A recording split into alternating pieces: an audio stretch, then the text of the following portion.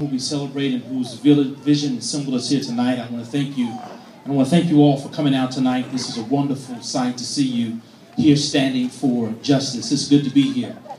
This evening, as we gather together amid God's great creation, 4-story teams are preparing to play against each other this Saturday with the hopes of winning and playing again on Monday for a national championship.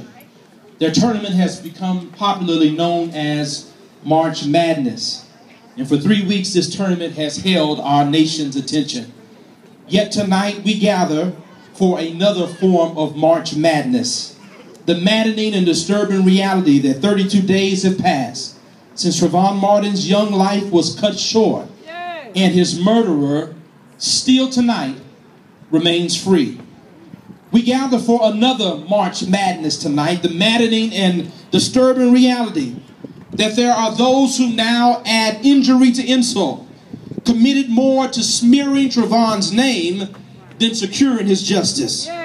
We gather tonight for another type of March Madness, the maddening and disturbing reality that Trayvon's corpse lay in the morgue for 3 days, his wounded body poked and prodded in search of alcohol and drugs.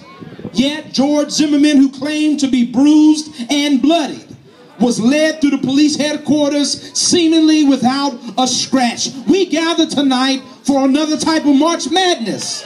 The maddening and disturbing reality that Trayvon's clothing has spoken for himself to others as a conspirator in his death, as if one's attire is an open invitation for someone to kill them. It is maddening and it is disturbing to know that an unarmed black boy in America, in possession of some tea, a cell phone, and a bag of Skittles, is now dead.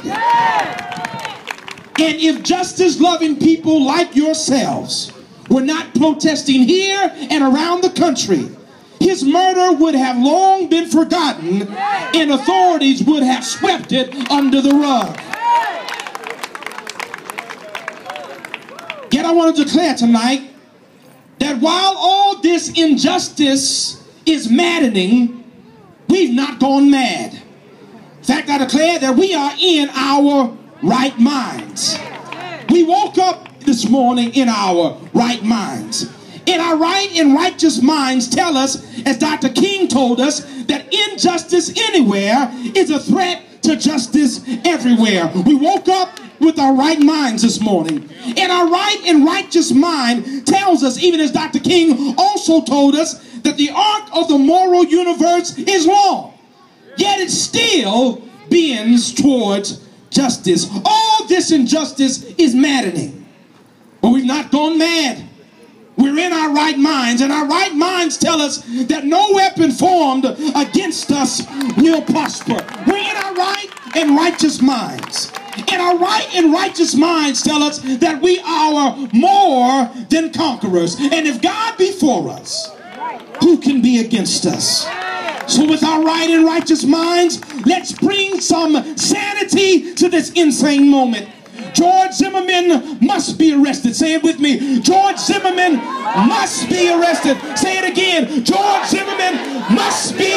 Let's add some sanity to this insane time and declare that racial profiling must stop. Say it with me. Racial profiling must stop. Say it again. Racial profiling must stop. And we must finally declare that our children are not criminals, but they've been created in the very image of Almighty God. Declare with me, our children are not criminals.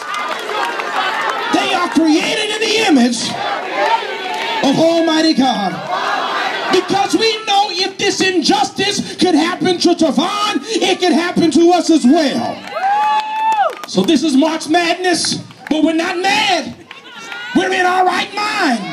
And our righteous mind tells us that justice shall prevail. Come on!